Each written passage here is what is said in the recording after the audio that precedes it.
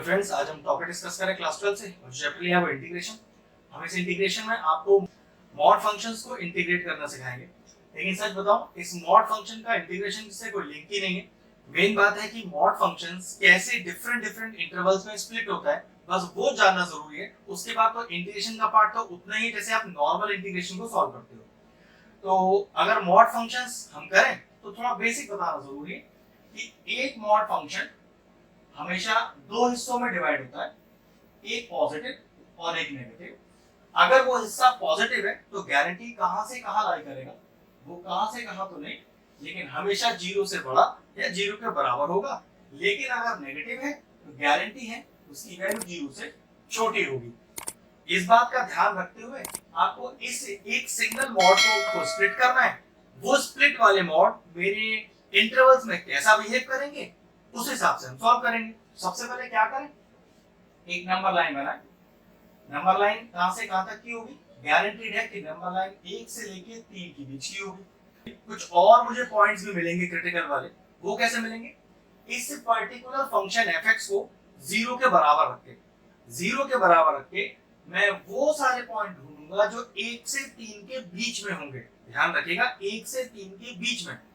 1 से पहले कोई पॉइंट आया, 3 के बाद पॉइंट आया तो उसे लेने का जरूरत ही नहीं है। तो उसके लिए तो और सारे क्रिटिकल पॉइंट कौन कौन से हो सकते हैं जो इस नंबर लाइन पे प्लॉट हो सकते हैं, उसके लिए फंक्शन को पहले 0 के बराबर रखते हैं। तो x स्क्वायर माइनस का 2x इज इक्वल टू 0। देखो x कॉमन आ रहा है इसमें से, तो x minus 2 is equal to 0। अब अगला स्टेप, तो या तो x 0 के बराबर या x माइनस 2 0 के बराबर। तो यहाँ से एक वैल्यू तो 0 आ गया और दूसरा वैल्यू कितना है यहाँ से x इज इक्वल टू 2। लेकिन मैंने क्या कहा था कि 1 और 3 के जो बीच में क्रिटिकल पॉइंट्स आएंगे सिर्फ उन्हें ही प्लॉट कर सकते हैं। अब अगर 0 की बात करें तो भाई ये तो 1 से पहले आता है तो लीव, इसका तो कोई काम नहीं है, सिर्फ इस 2 को यहाँ प्लॉट कर देंगे। अब मुझे दो इंटरवल दिखाई दे रहे हैं, 1 से लेके 2, 2 से लेके 3, और इन दोनों इंटरवल में ये मेरा जो फंक्शन fx है कैसा बिहेव करेगा वो चेक कर लेते हैं, उसके बाद इंटीग्रेट करेंगे। तो भाई पहला इंटरवल लेते हैं।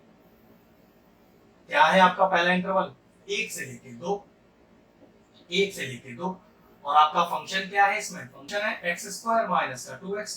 तो चलिए चेक करते हैं कि 1 से लेके 2 में x square minus 2x positive आ रहा है या नेगेटिव आ रहा है। तो यहाँ देख लेते हैं 1 से 2 में, 1 से 2 के बीच की कोई वैल्यू लीजिए, याद रखिएगा बीच की वैल्यू लेनी है, 1 और 2 नहीं ले सकते हैं, तो 1.5 रख लेते हैं। तो यहाँ 1.5 का स्क्वायर, ठीक है, माइनस का 2 इंटू 1.5। याद रखना कोई वैल्यू नहीं निकालनी है, हम तो सिर्फ ये चेक कर रहे हैं कि ये पर्टिकुलर फंक्शन 1 से 2 के बीच में पॉजिटिव आएगा या नेगेटिव, हमें इस वैल्यू का कुछ नहीं काम है, ठीक है। तो 1.5 इंटू 1.5 इज 2.25 और 2 इंटू 1.5 इज 3। तो पक्की बात है 2.25 में से अगर 3 माइनस करूंगा तो आंसर तो नेगेटिव ही आएगा। तो कंफर्म हो गया कि 1 से 2 के बीच में मुझे अपना फंक्शन नेगेटिव लेना है, ठीक है। चलिए दूसरा इंटरवल लेते हैं। अब दूसरा इंटरवल कौन सा है अपने पास, वो है 2 से लेके 3। फंक्शन सेम है, x स्क्वायर माइनस का 2x। चलिए 2 से 3 के बीच की कोई वैल्यू ले लीजिए, तो सबसे आसान है 2.5 ले लेते हैं। तो 2.5 का स्क्वायर माइनस 2 इंटू 2.5, तो 2.5 का स्क्वायर इज 6.25 और ये 2.5 इंटू 2 इज 5। तो पक्की बात 6.25 में से 5 माइनस करेंगे तो आपके पास एक पॉजिटिव आंसर ही आएगा। तो इसका मतलब ये हुआ कि जब आप 2 से 3 की लिमिट लोगे तब अपना पूरा फंक्शन कैसा लोगे, पॉजिटिव लोगे। बस अब रख लीजिए अपना इंटीग्रेशन। तो इंटीग्रेशन ऑफ 1 से 2, और फंक्शन कैसा लेना है, negative. x square minus 2x, लेकिन नेगेटिव मैंने लिख दिया है, dx प्लस 2 से 3, फंक्शन कैसे लेना है, पॉजिटिव। तो x स्क्वायर माइनस का 2x और dx। अब इन्हें सेपरेट कर लेते हैं।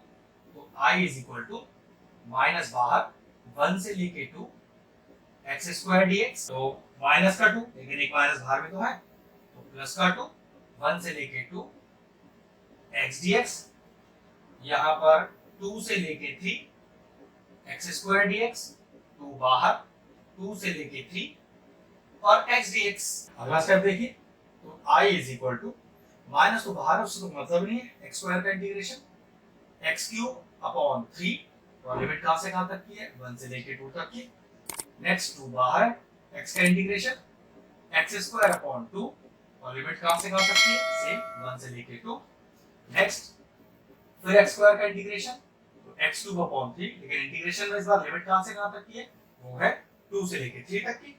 नेक्स्ट 2 बाहर है, x का इंटीग्रेशन x स्क्वायर अपॉन 2 और लिमिट 2 से लेके 3 तक की। फिर अगला स्टेप देखिए, तो i is equal to minus का 1/3 बाहर, पहले अपर लिमिट डाली x में, फिर माइनस लगाकर लोअर लिमिट डाली, तो पहले अपर लिमिट डाल दी, माइनस लगा के फिर लोअर लिमिट डाल दी, फिर प्लस 2/2 जो कि 1 हो गया। तो चलिए फिर अपर लिमिट डाली, फिर लोअर लिमिट डाली माइनस लगाकर, प्लस का 1/3, फिर अपर लिमिट डाली तो 3 का क्यूब माइनस, फिर लोअर लिमिट डाली 2 का क्यूब, ये 2 से 2 कैंसिल हो गया, माइनस, फिर अपर लिमिट डाली तो 3 का स्क्वायर माइनस, फिर लोअर लिमिट डाली, एक बार अपर लिमिट एक बार लोअर लिमिट। अगला स्टेप देखिए क्या आएगा, तो i is equal to minus का 1/3, ये हो गया 8 माइनस 1, फिर ये हो गया आपके पास 4 माइनस 1 प्लस का 1/3, ये हो गया 27 माइनस का 8, फिर माइनस ये हो गया आपके पास 9 माइनस 4। अगला स्टेप, तो i is equal to 1/3 into 7 plus का 3 प्लस का 1/3 और ये हो गया आपके पास 19 माइनस का ये हो गया 5। सही से लिख लेते हैं, तो i is equal to minus का 7/3, अब 3 और माइनस का 5, इस माइनस का 2 और प्लस का 19 अपॉन 3। चलिए एलसीएम निकालते हैं इसका। एलसीएम आ गया आपके पास 3, ये हो गया माइनस का 7, माइनस का ये हो गया 3 टू जा 6 और प्लस का 19, तो कितना आएगा देखो, ये हो गया माइनस का 13 और प्लस का 19, तो ये हो गया आपके पास 6/3 दैट इज इक्वल टू 2। ये लीजिए आ गया फाइनल आंसर। एक ट्रिकी क्वेश्चन था, बहुत ज्यादा टफ तो नहीं, जिन बच्चों को मॉड फंक्शंस खोलने आते हैं, अगर मॉड फंक्शन आप खोलना आ गया है तो मुझे लगता है आपको इस तरह के क्वेश्चन परेशान नहीं करेंगे। इससे ज्यादा हार्ड क्वेश्चन भी है जिसमें 2 या 2 से ज्यादा मॉड भी लगे हुए हैं, वो सारे वीडियोस आपको हमारे चैनल की इंटीग्रेशन वाली प्लेलिस्ट में मिल जाएंगे, आप जाके उन्हें चेक कर सकते हैं। और सारे चैप्टर्स के भी इंपॉर्टेंट वीडियोस बने हुए हैं, जाके आप चेक कर लें। ये पर्टिकुलर क्वेश्चन फिनिश हुआ, वीडियो फिनिश करते हैं।